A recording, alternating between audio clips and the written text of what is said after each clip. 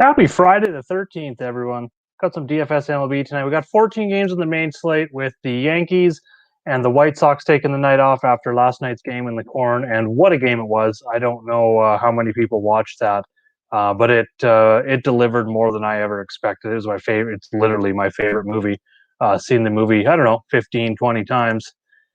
I was expecting a lot going into that game, and like I said, it absolutely delivered. So yeah, welcome to the Friday show. Once again, I'm just sending out a couple tweets and Facebook messages and stuff like that. Get some people in, then we'll start talking some baseball, like I do every Friday. I will be giving away a $10 Fanatics gift card to someone in the chat at the end of the show. Got a random generator that's going to draw someone here that interacts. So make sure that you put a comment up. Favorite team, ask a question about the sheet. Give me your favorite play for tonight, your favorite bet, favorite PrizePicks play. Ask a question. As long as you are in the chat posting something, you will be entered in for that $10 Fanatics gift card that I give away each and every Friday. So I wrote the article over on dfsr.com last night, this morning. There it is. I posted it in chat if you want to check that out. So yeah, let's jump in. First thing we need to talk about here today is going to be the weather. So I'm going to share the sheet. I'm just going to flip it right over so that we can have a closer look at the weather. Jump off my article here. First game we're going to go to is Washington. We're going to refresh this page. It's probably going to ask me to refresh this page as well. Sorry about that. So I will jump back over to the sheet here. Two games that we need to look at here are Pittsburgh and in Washington. They are a little bit upgraded from earlier, but as of right now, what I kind of see with these two games, and they are going to populate here shortly. So as you can see, this is right now. This is an hour before the game. We're sitting about an hour before lock time by both of these games. So you can tell just by looking at the initial radar that there is a lot going on. We're going to zoom in, however, and we're going to look at this Pittsburgh game. We're going to scroll ahead and have a look at game time. I had it saved there, but of course it wants to reset that. So this is an hour before, so we're going to scroll over here and we're going to have a look at game time as well in Washington. So for both games, it looks like we're going to see probably a late start and play. I don't see this really continuing on if we zoom out. There is a little bit of a line here behind this one, but the time that rolls in, I think the game's probably going to be over because this is game time. And it looks like we're kind of going to miss north and kind of going to miss south as of now. This pin drop on the map here that you see is also the closest weather station on this Weather Channel site to the stadium. I did that for every stadium. You can find that on the site as well. So if we just kind of scroll over, looks like that first hour is going to be nasty. And then just kind of after that, it starts clearing. They're probably going to play into this green part here. And then, like I said, we're not going to see that late line until later. So I think it's a late start and play there in Washington. As for Pittsburgh, I'm going to let this play just a little bit so that I can scroll back and do this manually and have a little bit better look at what we're looking at there. Yeah, so it's a little more dicey in Pittsburgh to me. Throughout the entire game when we're looking at the radar, like it's going to miss there. We've got a window. There's a heavy line coming in after that, about 2 hours into the game. Bats are fine on both of these. Is what I've kind of decided to go with. I also, if you're looking at start and pitching, which is where we're going to start here. Again, welcome everyone. Throw all your comments up in chat. Again, we're going to be giving away a $10 gift card to Fanatics email e-gift card for you to go and buy some hats or your favorite team apparel. Okay, so over on pitchers here, the only pitcher that I'm targeting that is affected by the rain here, Charlie Morton, obviously. He's close to my favorite SB2, but because of the rain, I'm downgrading him to GPP only. It's a bad pitcher's park. We've got the rain in there as well. He's got a high K rate, which is good. We do like to see that. Washington just isn't striking out a whole lot lately, so that lowers just his overall expectation as well. For me, the top pitcher tonight is Robbie Ray. his price is actually down quite a bit since like the last 8 starts, 6 to 8 starts. This is right near his lowest, which was kind of surprising because we don't really have a whole lot of ace pitchers on the slate. We have Zach Wheeler, but he's going up against Cincinnati, who's been red hot. So that's going to be GPP only, especially at home in Philly. He has been good at home, so I'm really not too worried. But I don't think we need to risk it in cash games, is what I'm saying with Wheeler here in a much tougher matchup. Robbie Ray has been terrific this season, 2.9 ERA, 346 xFIP. He's not walking a lot of guys, not giving up a ton of hits. He's got a 30% career high 30% K rate, so he has found that K rate this year, which is awesome to see. Backs that up with a 15% swinging strike rate. What I like the most here, he's a minus 180 favorite. And if we go look at Seattle, Seattle strikes out 27% of the time versus lefties, and 26% of the time overall on the season, and 25% of the time over the last 7 days. So there should be a lot of strikeouts here. I'm kind of looking at, if you're looking at PrizePicks as well in terms of pitchers, maybe Robbie Ray on the over on the strikeout prop. I'm not sure what it is. I think it's 6 or 6.5 today. I'll have to bring that up here in a little bit. But we'll move on. So that's my top pitchers, number one in my model as well. I think we can also consider Blake Snell here. I wanted to bring up his card. I do like that $8,400 price tag. It is very nice. He has held opponents to 1 or fewer earned runs in 3 of his last 4 starts. So he's starting to find that consistency, which I like to see. Only give up 2 hits to Arizona in his last start, facing Arizona again, obviously on the road. Little bit of a downgrade in Park versus San Diego, but really not concerned about that. He had 13 Ks, so he looked amazing. I don't see those 13 Ks again. I kind of got him in that 6 to 8 range. But even with 6 Ks here, he went only 5 innings, give up 6 hits and an earned run to Oakland. He still put up 20 points. We're only looking for 16 points out of him for like cash value, 2x. And he gives us kind of that 3 to 4x upside in there as well. So I do like that price tag on him tonight. But my favorite SP2 right now is Tampa Bay, Shane McClanahan. Going up against Minnesota, pretty depleted lineup. I did want to go look at their lineup. I think I just loaded it before the show had started here. So Donaldson and Garver are back in there today, but overall, Polanco, Rooker, Donaldson, Garver, Ref Snyder, Sano, Larnach, Jeffer Simmons is not scaring anyone.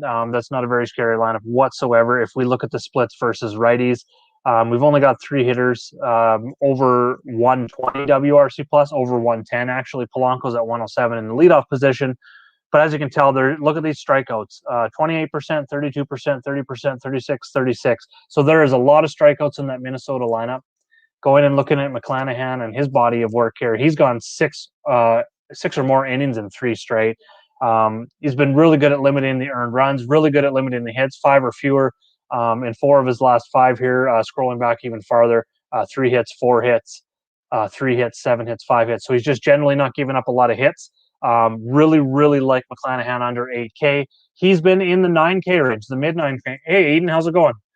Yeah, I had a feeling that you would be one of the ones that were with me. I didn't really see a whole lot of chatter in DFSR chat. I don't have it open at the moment.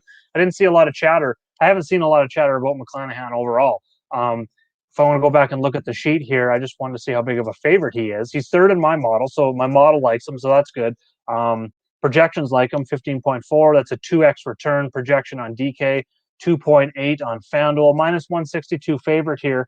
The Park is really mitigated. I like he's got the xFIP is a half run lower than the ERA, so that really backs it up. He's got the K upside, 28%, backs that up with a 16% swinging strike rate, which I really like. He doesn't give up a lot of fly balls, and he gives up a lot of ground balls. So that on top of on top of that K upside, I like the safety and a ground ball pitcher that gives up that can get a lot of strikeouts as well. It's kind of a good mix of a floor and upside. And the fact that he's only 7,800 against Minnesota, who's, let's just go ahead and say it, they're building on next year for sure. Going forward, they're going to be trying out a lot of their young players going forward. So I thought McClanahan coming into this, before I had loaded the salaries last night onto the sheet, I thought he'd be like 8,500 to 9K.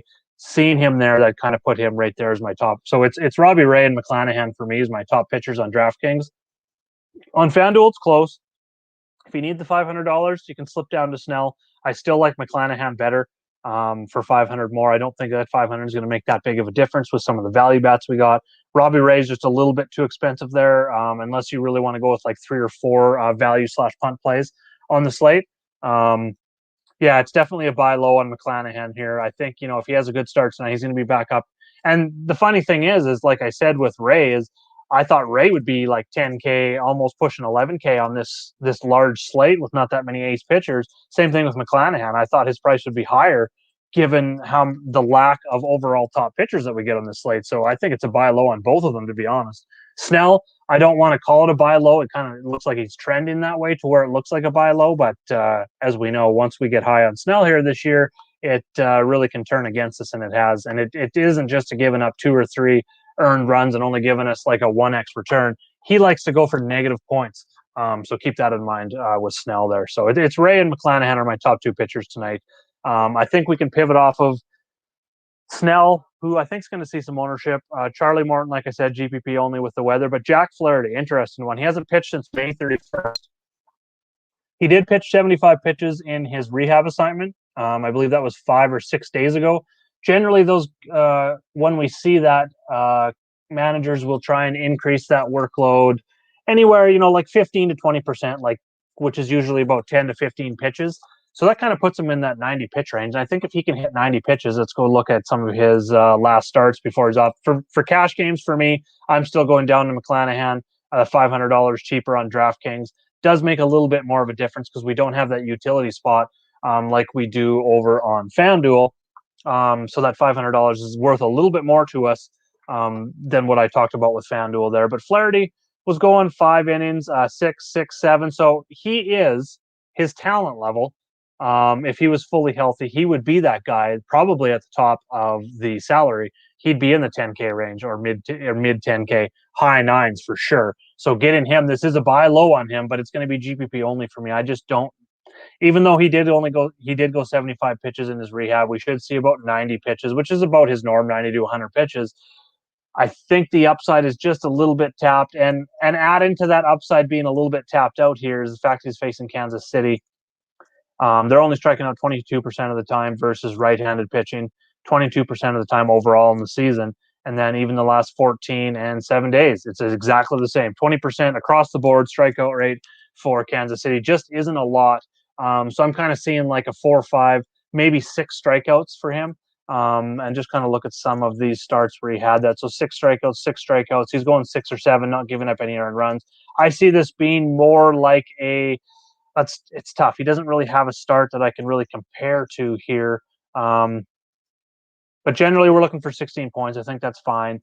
It's just a little bit risky, especially when we have McClanahan. If we didn't have McClanahan on the slate and it came down to Snell versus Flaherty, for cash games, I just might go Flaherty. So I'm not going to fault anyone that does go that direction tonight. I know a few people were talking about that in DFSR chat before I popped over here. So I'm totally fine with that. PTSD with Snell, I totally see that too. I mean, 3 out of his last 4, so that's consistency is definitely coming around. But for me, it's McClanahan. So I'm going to move on from pitching and talk about some bats here. Mike KCC, thanks for joining in, guys. Welcome to the show. Got 3 of you in the contest here so far that are chatting. So I see there's more people watching the show. So all I got to do, type something in the chat, ask me a question, type your favorite team, tell me to F off even. I don't care. Just put it in the chat. As long as you're in there, you will be entered into the contest here at the end of the show. $10 Fanatics gift card coming. I'm going to move on to bats now. Like I said in the Patreon Discord chat before I got on here, that I will be answering questions and kind of filling out my plays as we go in terms of bats. So I'm going to do that with you. So my top 4 teams here, as you can see, Boston, Tampa, Milwaukee. I'm actually changing Milwaukee to GPP just because of that weather that we talked about. Could be, on and off rain delays. They could end up calling it early. Just not 100% sure there. So I just feel more comfortable as my 3 core teams in Toronto, Boston, and Tampa. Going to tell you why here. So let's first of all go over to Boston.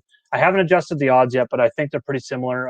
When I logged on, they look pretty similar here. So Boston is going up against Spencer Watkins of Baltimore.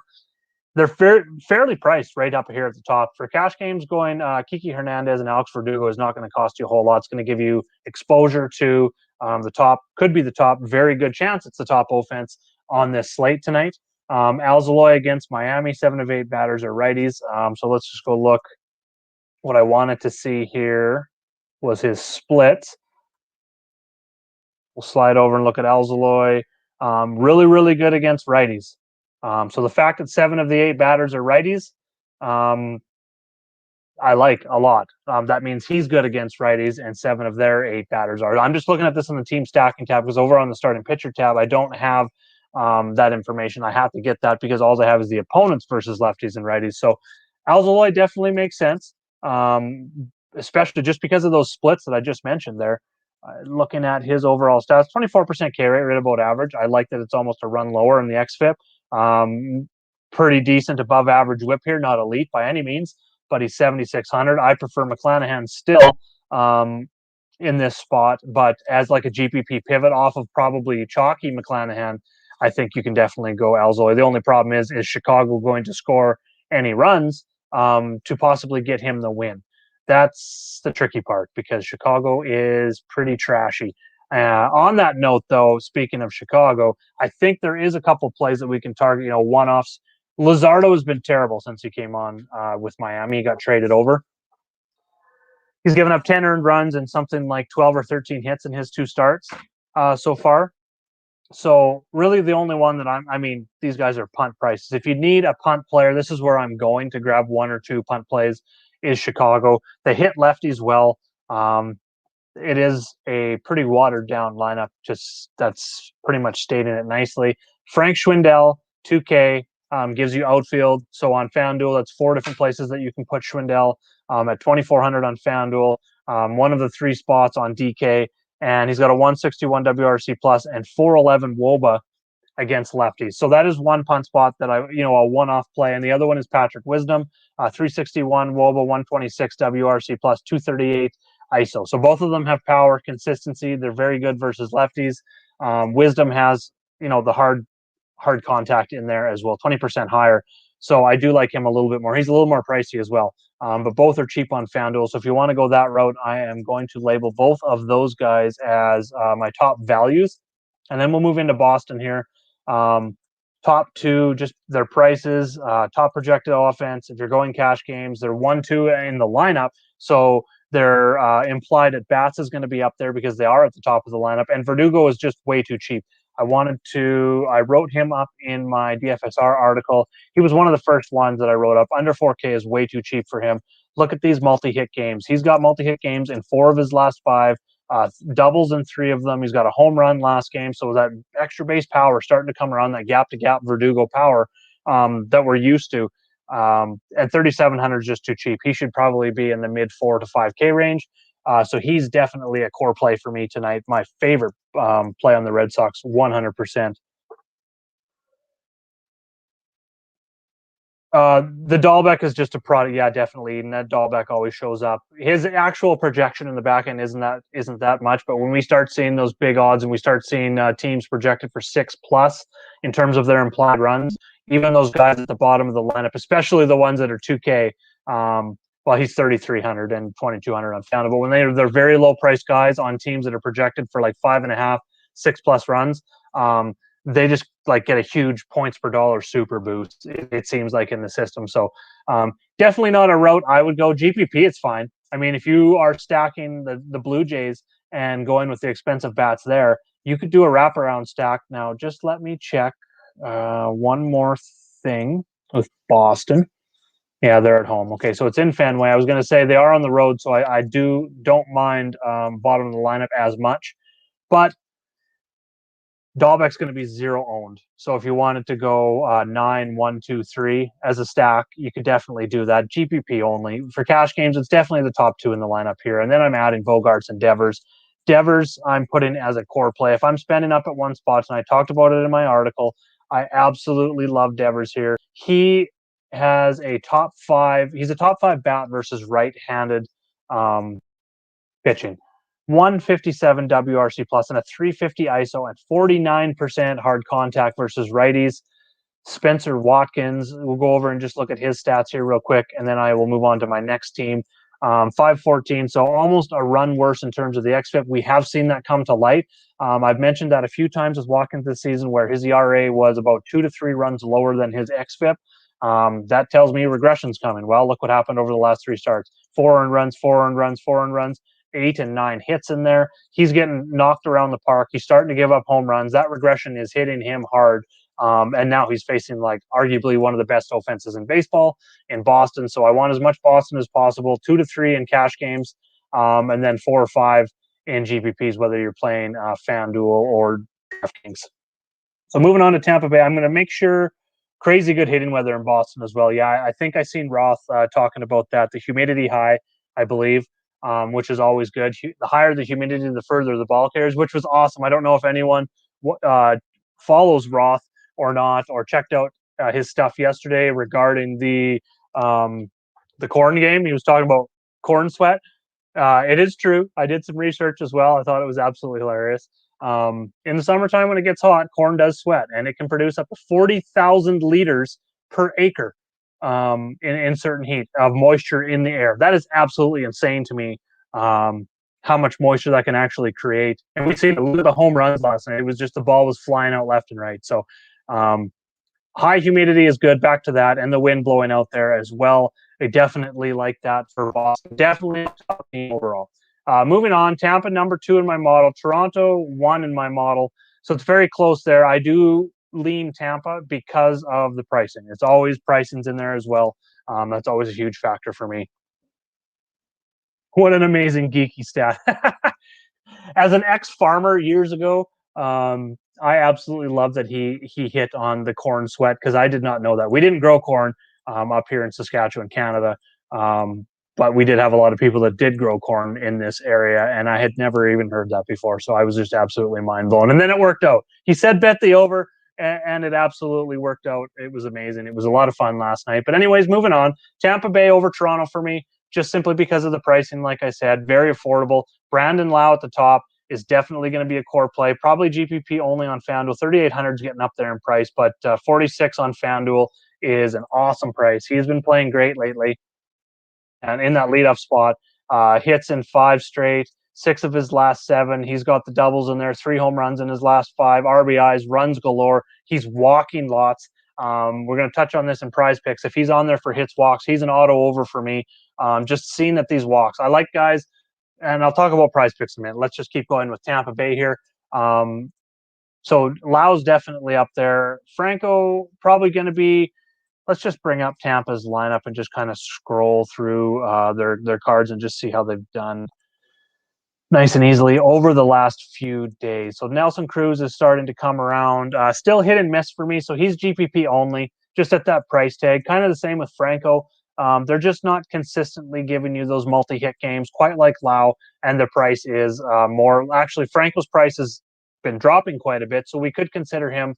Again, I love targeting for cash games those guys 1, 2 in the lineup, especially when their price tags are like this. Because I mean, you're talking 9,200 for Franco and Lau. Again, second highest implied total on the slate. This is much like Boston. So if you want and you're building, I usually on large slates like this like to, for my bats, I like to spread it out between 3 to 4 teams and do 2 to 3 player stacks and concentrate on the top of the order, just so that one team doesn't destroy us and knock us out. And we can still get a 0 from one of those 2-player stacks and still cash. Done it lots. So that's why I like spreading that out in cash games and GPP. I'm definitely stacking more players per team. But with Tampa Bay and Boston, you can go Kiki and Verdugo, Lau and Franco. Let's just type that in there. Let's just go with that and see what that gives us here. We'll type in Kiki as well as, okay, someone asked about, I wanted to go over that before it scrolls away here. Do I like Milwaukee bats tonight? GPP only, just because of the rain.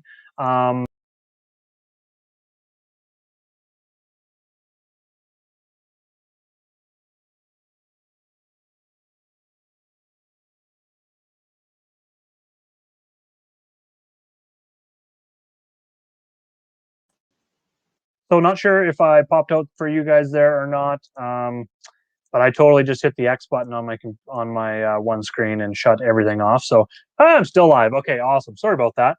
Yes. So when it comes to Milwaukee, I am fine with Milwaukee and GPP. I know a lot of you guys are GPP only and you like taking on the risk. The matchup is absolutely amazing. Mitch Keller is terrible. We want to target him as much as we can. I just wanted to look at 7 ERA. Even though the xFIP is 2 runs lower than the ERA, is still absolutely terrible.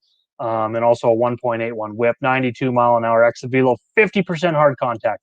That is one of the highest that we will see on a day-to-day basis from a pitcher. That's, this is a 14 start sample size. We're not talking 2 to 3 start sample size here anymore. We're talking a full season sample size. Well, not full season, sorry. 14 start sample size is huge. Giving up 50% hard contact. GPP only because of the rain, but I do love Milwaukee.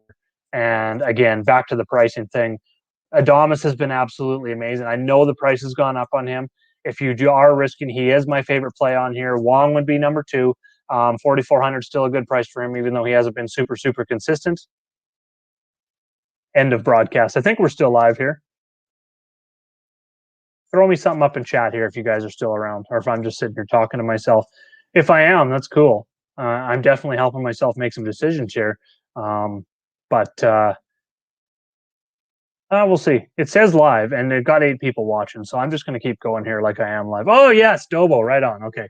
We are still live. I really apologize for I didn't hit end broadcast, but I hit the little X up here in the corner on the wrong screen as I was going over to switch something. Just terrible. Just when I'm doing this by myself, I need a producer. I need someone to produce the show while I'm live. That would just be excellent. Anyways, moving on. Yes, I really like Milwaukee. I know he's probably not in here right now, but I believe Randy's on Milwaukee. You're probably on Milwaukee every day. This is the day I am 100% with you, bud. And I'm just going to say this right now. You were super excited. I know you're probably not watching. You may not come back and watch. Someone tell him in chat that I said this, at least. Mike. So someone tell him in chat that, yes, I was against the Willy Adames trade back then. It is the most underrated trade of the deadline. It's been overlooked because it happened so early. It was like, I think, middle of May, end of May, something like that. They went out and made this trade real early with Tampa Bay, got Adames. He's hitting over 300 since he came over, 265 for the season, but he's hitting over 300 since he came over. He has just been a rock for them to go with a team that has the best pitching staff, 1, 2, 3 starters in baseball. He's amazing. Getting down to the point. I'm all over him. I'm not going to do this ever again, Randy. You should have been on the show. Sorry you missed it. I'm never going to talk this way about Milwaukee ever again. Yelich is too much for cash. Same with Escobar. If you're going cash games, it's Adames and Wong. Again, I'm not. I'm avoiding them for cash games. GPP, I like their 1, 2, 3, 4, but you're going to need a value stack like the Cubs to make them work because 6,000, 5,900 is very, very expensive to make that work, depending on what you're doing with pitching. And then down to Toronto. Not sure how their lineup is going to shake up. It maybe even came out while I was. Wow, can't even talk here anymore. I messed myself up hitting the X button. I'm glad I'm making everyone laugh at least. Looking like a moron. Anyways, no, Toronto's lineup isn't out. Looks like they're going to be putting Vlad back in the 2 spot. Bichette might be back tonight. He's missed. He's had a shin injury, so he's been out here a couple games. My favorite play on Toronto, he's back under 5K, is Teoscar Hernandez. 4,800 and 3,500 on FanDuel is just way too cheap. He's hitting 4 or 5 in the lineup every single day. He's having a career year hitting over 300, so he gives you consistency, and then he gives you a ton of power. He's already got 18 home runs, 78 RBIs, so he just loves driving in runs. With Vlad, he's struggling right now. He's really taken on some of that run driving capability and just the multi-hits coming in. He's scoring runs. He's not walking, so he doesn't give you that safety, and that's kind of where the price, I think, comes in, is the on-base percentage is down a little bit. But definitely too cheap for me, and I will be going after him here a little bit. So just got to send a quick text out here to make sure the kid is going to get her mother from work because she's done in 2 minutes. Just riveting live here. Anyways, moving on. So those are some of my favorite teams. Check out some questions here. Oh, you can give me a hard time all you want, Mike. This is the fun of doing this. This is why I do this. I am not perfect. I'm not a great producer. I do these videos because it helps me in my process, as well as hopefully help you guys as well. Oh, and they're walking in the door, so she must have got out early today. Nope. Should have sent my reminder a little earlier. Okay. So San Diego bats, they're cheap. Looking at Fraser Cronenworth. Okay, so I do like that. They're not on. They weren't on my initial, and I don't believe their lineup is in yet either. If it is, yes, it is. Okay, so it's Fam, Frazier. I'm going to fill it in while we are live here. So we got Fam, followed by Frazier. Frazier's price, put in here, just updating. Machado, Cronenworth, Nola.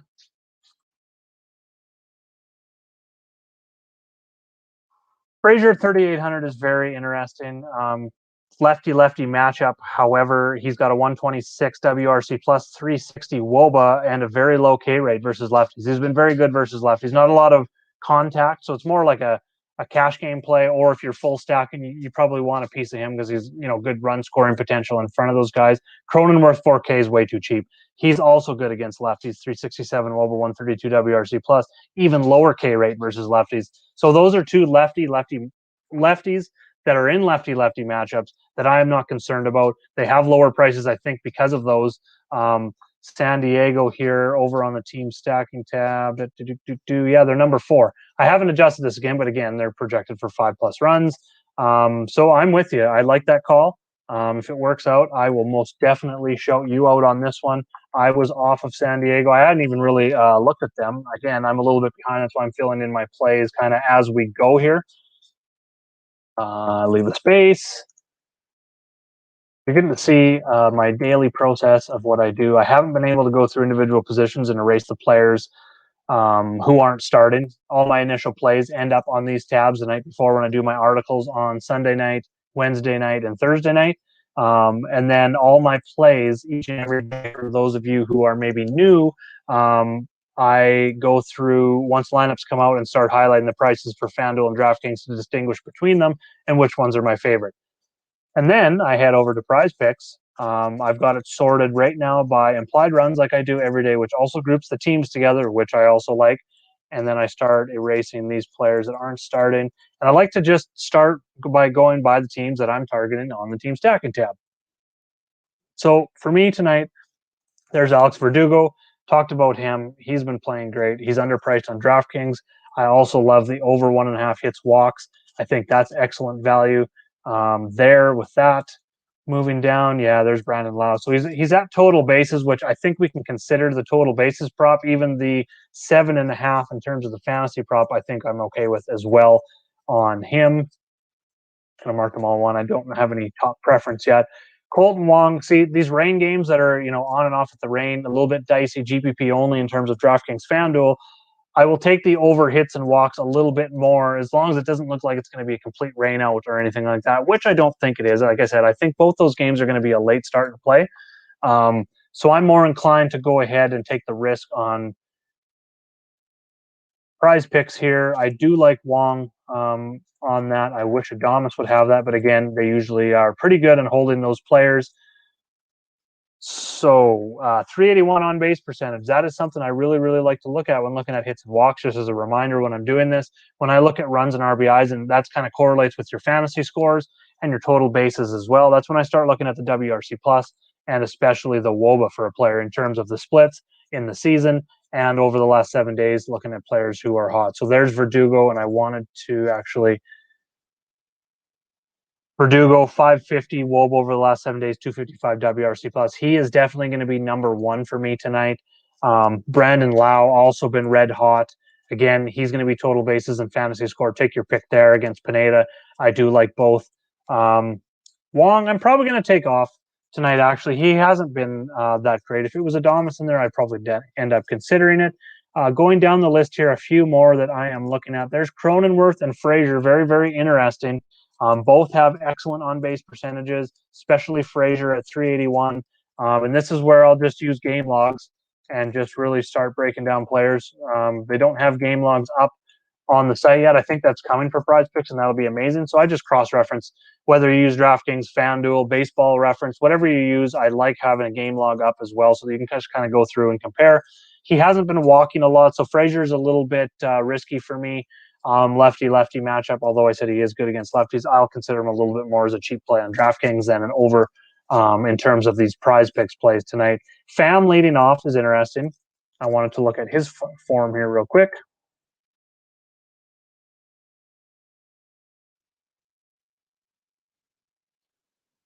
He's not walking a lot either. So these are all kind of a little bit dicey for me. I'm probably just playing a 2-play tonight look at a few more. Oh, another play that I really, really like. I'm highlighting him right now. I love him for PrizePicks. I'm sticking it in there right now. He is Ahmad Rosario. He's someone that I always look at against lefties. Alexander has struggled. We will go look at that over on the team stacking tab. We can get a good look at what I'm talking about. I wrote Rosario up as a one-off play for DraftKings and FanDuel as well. Fully on board with that going up against Alexander. Over a half run worse in terms of the xFIP. Gives up a lot of fly balls, over a 1.3 whip, high barrel rate, high hard contact percentage, and then scrolling over. It's right-handed bats that get to him. He's been very, very good against lefties, neutralizing them, but a 5.13 xFIP. He's given up a 360 WOBA to lefties, 1.74 home runs per nine. And Ahmed Rosario, if we go look at him, I'll just jump back to the PrizePicks tab. We can see it very well here. 362 WOBA, 129 WRC plus against lefties. 366 WOBA and a 132 WRC plus over the last 7 days. The on-base percentage isn't there, but it's more about the form and the splits because he does struggle quite a bit. I believe he's only got a 74 WRC plus against right-handed pitching. So we always want to target him against lefties, especially these weaker lefties like Rosario there. Like Alexander. So that is where I'm going for PrizePicks tonight. Couple bets that I am looking at. Is it up here? I do like Cleveland as a minus 122. That's going to be in there. This Miami Cubs game is very interesting. I'm probably not going to touch it. I think you could even consider the over 7.5. Even though they're fairly terrible lineups, the pitching isn't that great either, and I think they can be like a terrible team over. We'll call it a terrible team over tonight. Something I would consider. And a few others going into the late games here. Flaherty's a minus 143 favorite. I think I'd probably just put kind of a parlay of some of these favorites together with some of these pitchers that I talked about in there as well. Is probably what I'm going to do there. So back to we were talking about getting this Tampa Bay Boston stack with my pitchers in here and just kind of see where this gives us for a core. I'd like to build this while I'm on here. So right there, that gives us a 3,800 average with that. These are the two top scoring implied run teams. This is the hitters 1-2 in the lineup for both of them. All four of these hitters have actually been very good. Two of them have been very good in Lau and Verdugo lately.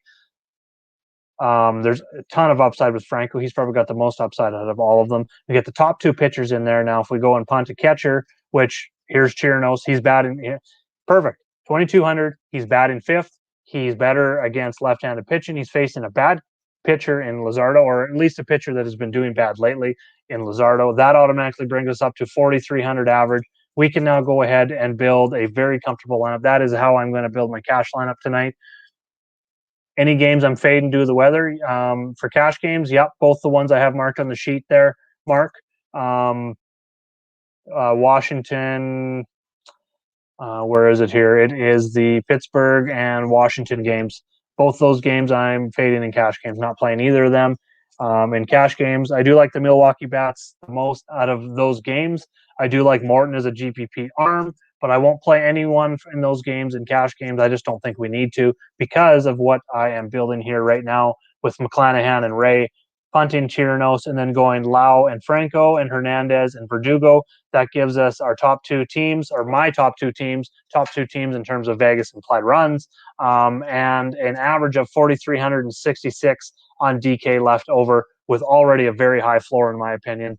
If you want, you can stick in Devers here, who is probably my top overall payoff in this entire slate.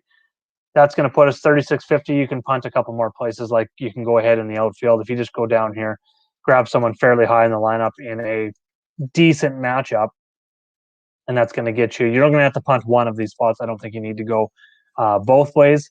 Punt both of them. Kind of gives you that 3,600 average, but I'd look for someone kind of in here, maybe Billy McKinney if you went that route. Actually, we talked about the Cubs. Sorry, give me a second. Grab that game here real quick. We need first base or outfield. Patrick Wisdom, 4,400 doesn't quite work. Where is he? Frank Schwindel. There we go. So we talked about him earlier. If we needed to punt, well, I need a punt play. That leaves us 5,300 in the outfield, people. This is a really good lineup. I like what I've built here so far. You can get Franmil Reyes, who absolutely crushes lefties. That fits in with Ahmed Rosario if you want to try and get Ahmed Rosario in there as well.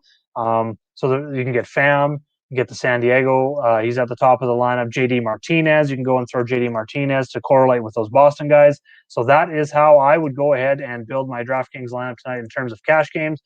If you are playing GPPs, just go ahead and take one of those cores, Tampa Bay or Boston, and just add full stack, 4 or 5 players. I just punting Moreland at first. Moreland definitely makes sense at first as well. I'm 100% with you there as well, Eden. There's a lot of punt plays that we don't, I don't think we have to take as many risks. We don't have to target these games in the rain as much. A couple punt plays in there, and we can get the big bats on these big teams. So that's why I'm mainly fading. If it was a smaller slate, 5-6 games, there wasn't really that many bats, I would probably take a shot on the Milwaukee bats for this slate. But being that we have so many other options, especially value like the top of the Tampa Bay and the Boston lineup, that is the route I am going. All right, so that's 40 minutes in. Went over some plays. I'm going to see if there's any more questions that I missed. I'm not going to X things off until we're absolutely done. I'm just going to bring up the generator now for the $10 gift card. So give me a second with that, and I will get that going. If you guys have any more questions, make sure to fire that off. Just waiting for it to load. It is slow. Mark McClellan, thanks for joining the show today. I appreciate it. Appreciate the questions. I appreciate all of you who joined today, asked questions, joined in every single week. All the support. Patreon.com/JagerBombs. You can get your one sport access for $10, all sport access for $20. If you want like a free trial to come in and check out our Discord and what we have to offer, it's in the description below here. You'll find the link to the Discord and the free trial in there. It is never-ending trial. We just share limited info in there as well. You get access to all of our coaches as well. Or head over to dfsr.com. We've got a 7-day trial going on there as well. We've got some stuff coming up for NFL very, very, very soon. I've got some best ball articles up, some strategy, some top best ball plays as well. So thanks for tuning in. Screens. Happy Friday, everyone.